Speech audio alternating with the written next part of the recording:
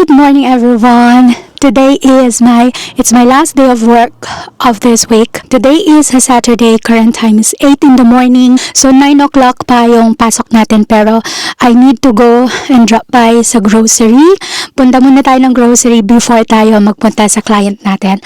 So let's go, guys. We're here na, guys, sa may grocery. So medyo konti pa lang yung nag-grocery kasi it's Saturday today. Drop by lang tayo and then buy lang tayo ng mga kailangan natin bilhin. Bibili lang naman ako ng tinapay para pang lunch later. One day lang akong live-in today. So madali lang yun.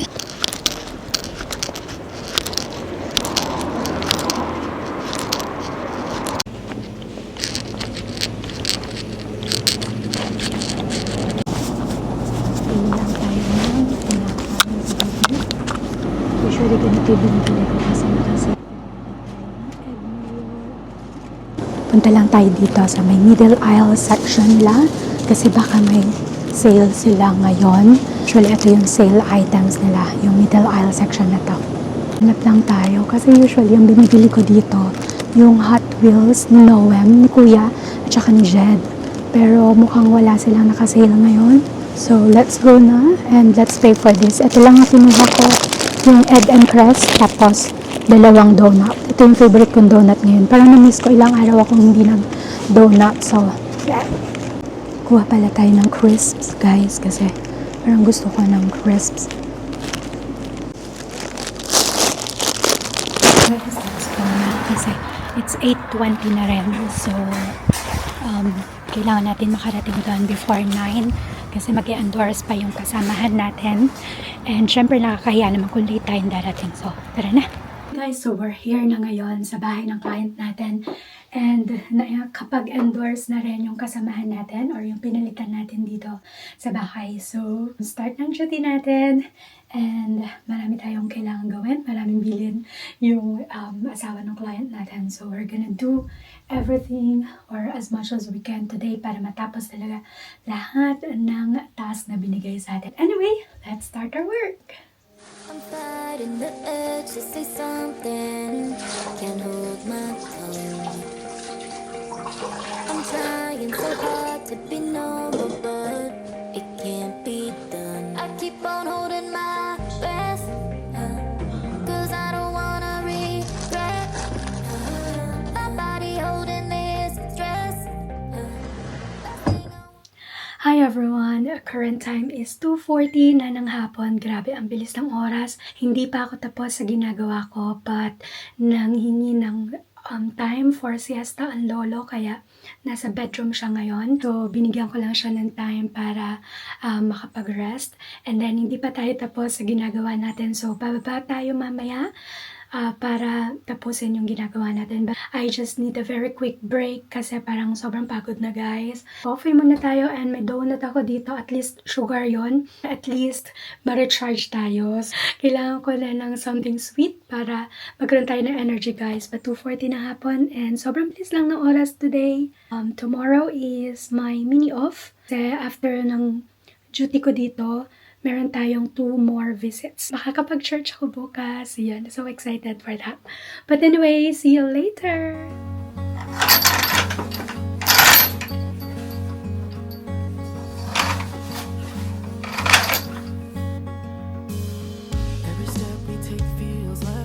Good morning, everyone. It's a Sunday morning and current time is 8 o'clock and I'm so happy kasi it's my last day today.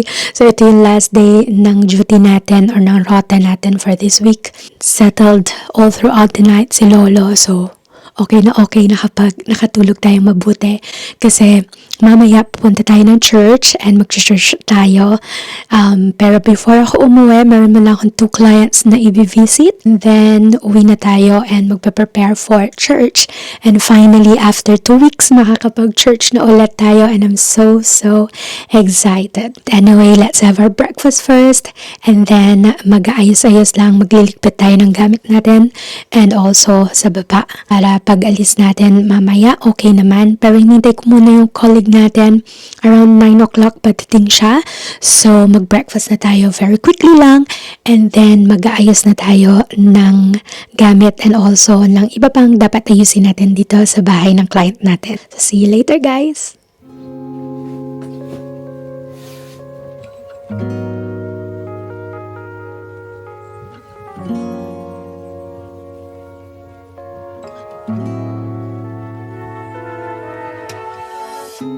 It's kinda crazy, the kinds of things life throws at you.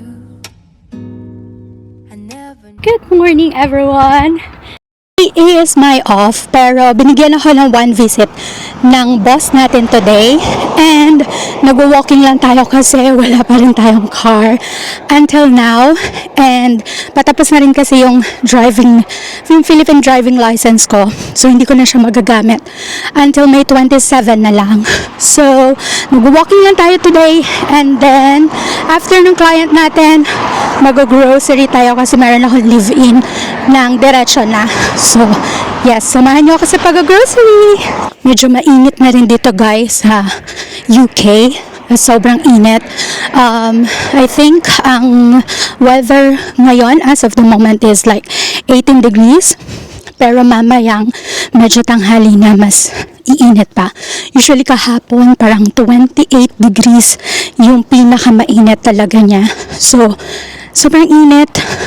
Pero pag nasa loob ka naman ng bahay, medyo okay pa rin. Pero pag nasa labas, like nasa araw ka, sobrang init talaga. So, we're here na, guys, sa may client. So, puntahan ko lang to sandali and then mag-grocery na tayo.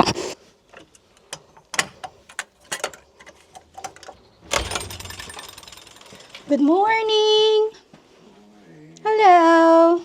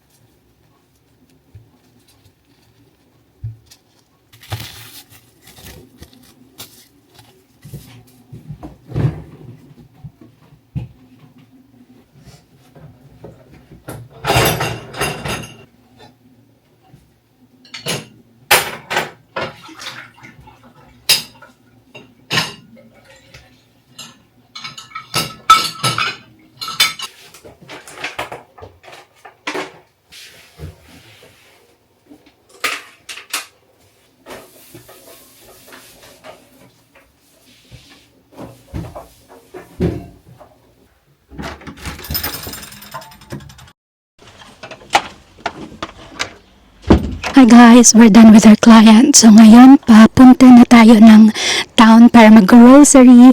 Pero dun ako pupunta sa Lidl, so medyo malayo-layo yun. It's gonna be like another 15 minutes walk from here. So kung meron kasi akong gustong bilihan na tinapay dun sa bakery nila, so bibili tayo ng tinapay ngayon para pambaon naman natin tomorrow. So let's go, guys!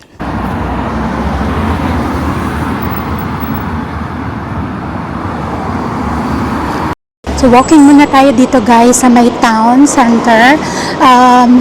medyo hindi masyadong busy ngayon kasi nga weekdays. Tapos, pero ang daming sasakyan. So, yun lang. But hindi naman masyadong busy. Gusto ko sana mag-try na mag-coffee pero let's see guys later kung makakapagkape pa tayo. Pero ang layo kasi ng lalakarin ko. Try natin muna sa Morrisons na supermarket kung meron silang masarap na tinapay. Kung meron silang masarap na tinapay, then hindi na natin kailangan pumunta ng Lidl kasi yun lang talaga yung pupuntahan natin sa Lidl, yung bakery nila. Pero kung yun lang din naman, I think it's not worth it for a long walk kasi malayo-layo din pabalik ng bahay. So ito yung town guys ng New Milton. Sobrang liit lang din ito guys. Tapos may Asian store dito sa side na to. Ayan, yung Rally Mart. Yan, Asian store yan. Pero gusto kong magtingin muna dito sa isang charity shop.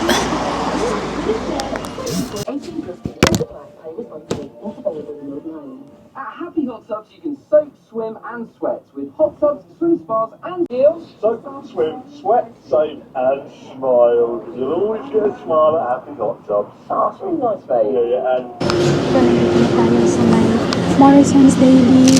Naghahanap lang ako ng tinapay guys na pwede natin dito. Parang this is nice. Parang 4 packs. 4 pack na siya. For 1 pound only.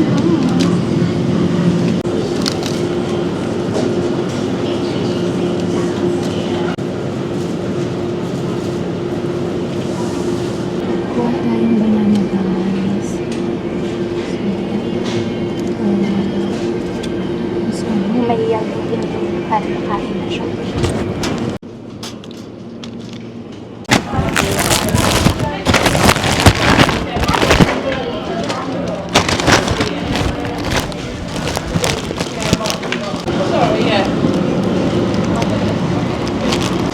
We are done guys. Yun na lang tayo sa Morrisons Daily na grocery kasi konti lang naman yung binili natin tapos tinapay lang talaga para pambaon lang natin for 1 day live-in tomorrow. Tawid tayo guys. Tapos pauwi na rin tayo pauwi na rin tayo ng bahay pero bit-bit ko yung tubig kasi hindi ako umiinom ng tap water. So, usually nagbabaon tayo ng tubig. Pero ang hirap lang yun kasi wala tayong car. So, talagang bit-bit natin siya. It's gonna be a long walk again. Papunta ng bahay. Pero it's okay lang kasi gusto ko talaga yung nag-walking. Kaya lang ngayong mga panahon na to, sobrang init. Although, bearable pa rin yung init dito as compared sa Pilipinas. Pero guys, sobrang init pa rin. Especially kapag nandun ka sa arawan. And good thing na yung way papunta ng bahay, medyo malamig siya. O hindi talaga siya yung sobrang init. Maraming mga shade na nadadaanan.